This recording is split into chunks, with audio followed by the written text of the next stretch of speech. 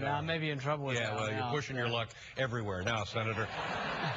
Help me out here now. You're a Republican. Right. Let's define some terms. In this day and age, what does that mean if you're a member of the Republican Party? What are the precepts? What do we stand for? Well, we want it to mean something. When I ran, I said, the Republican Party is an empty vessel unless we imbue it with values. And what I meant by that is kind of what the Tea Party says. You got to believe in something. And I think during many of the Bush years, we became just like the Democrats. We could spend money just as fast as the Democrats could, and we ran up the debt.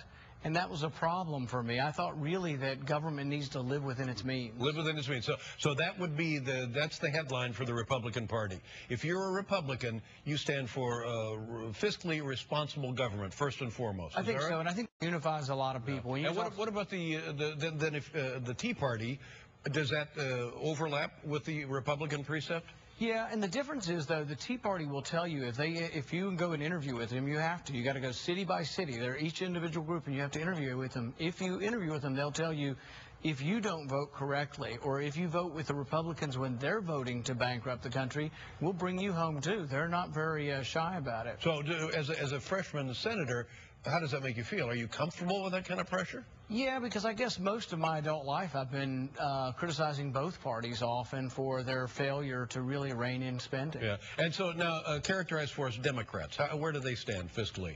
Well, if Republicans are sometimes spending too much money, Democrats are always spending too much money. So, and we have the debt now. The American debt is what, in $3 trillion? Well, it's about $2 trillion every year, but it's accumulated up to $14 trillion. And if we do nothing, if we keep spending money at the same rate, right, what will happen is the entire budget will be consumed by entitlements and interest. There'll be no money left for anything else. That's how bad it is. But let me ask you a question. See, I don't know. I guess it will affect all of us somehow, and it's affecting all of us now, and I'm so dumb I don't know it. But let's just say we kept borrowing money and that gets bigger and bigger and bigger and bigger. What will happen? Well, there are three ways you can pay for your debt. You can tax people. Right. Most of us think we're taxed enough already. You can borrow more money, but we've borrowed $800 billion from China, $700 billion from Japan. What happens is you continue to borrow money as eventually interest rates rise dramatically, and that will affect you. Borrowing money for your big house and your yacht and your car. Well, I don't have a big house or a yacht. I'm sorry, that was something else. You have a big house in the air. That was Leno. Leno has the big house in the air. That's somebody else.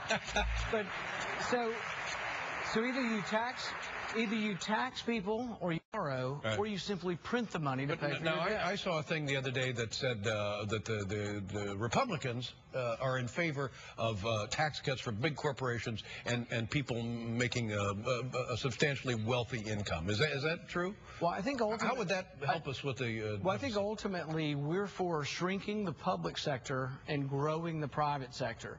We think that when you go to Walmart or Kmart or Target, am I allowed to say those? Yeah, sure, yeah. When you go there, you get to vote. You get to vote on which businesses succeed. So that's what you want in the private sector. Whereas in the government sector, you don't get to vote. You may get a special perk if you gave a contribution. Who represents the people? Who people the government sector? Who are they? We're talking about the firemen, policemen, sometimes teachers. But those are some basic functions of government. But there's also contractors. There's defense contractors. There's contractors of green or renewable energy. But you want to give a lot of money. Am I misunderstanding here? You want to shrink that strata of American workers and give tax breaks to people who well could afford to pay a higher tax rate. Are we hurting the middle class, guys like you and me? Are we hurting the middle class? Yeah, not necessarily. I think what's going to happen is that you have to always ask yourself, where is a function better handled? Is it better that late night comedy be done by private business or by the government? And we say, who would do it better? And if there's a question, maybe government does it, but most of the time the answer is the private sector does it better, because you get rewarded or you will fail based on whether they laugh, based on whether you get advertising. I don't know. That's the private sector. You've confused me now, because if we're talking about these people, is it in fact the people in the middle class that represent the middle class that hold most of these jobs? Teachers and firemen and hospital workers and on and on and on and on. So they will lose their government paycheck. Is that right? No, I don't think so. I think what we're talking about is we have certain things in government have to do and certain things the private sector has to do. For example, fire protection, we usually say the government can do it. Right.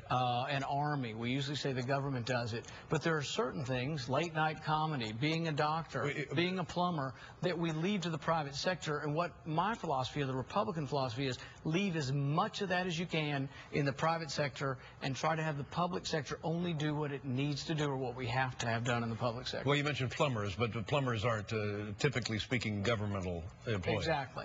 And so there are certain things that you leave in the private sector and then in the public sector, but you want to always keep the public sector at a minimum because they're inefficient. I will say often that it's not that government is inherently stupid, although that's a debatable point. They don't get the same signals.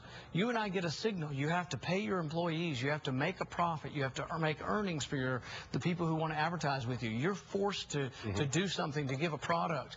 The public sector doesn't do that. But why? What would be so wrong then in terms of leaving the public sector alone and reducing tax benefits for the wealthy and large corporations? Why couldn't you make up your money that way? The interesting thing that most people don't realize, including a few of those who were clapping, don't realize is that the wealthy do pay most of the taxes in our country. But why are they eligible in the... Now we got clapping on both sides. But the government is suggesting, or the Republicans suggesting, that they're entitled now for tax benefits, tax breaks, that they're reducing the tax the rates they're paying. If you look at the taxes, if you look at the income tax, the top 1% pay about a third of the income tax. The top 50%, those who make $70,000 and above, pay 96% of the income tax. So the middle class and above are paying all of the income tax. We are paying our fair share. Even you're probably paying your fair share. Right, but I think there's something wrong with those numbers. I don't know what it is exactly, but I'm pretty sure there's something wrong with because you're talking about... Thank you. You're applauding my stupidity. God bless you.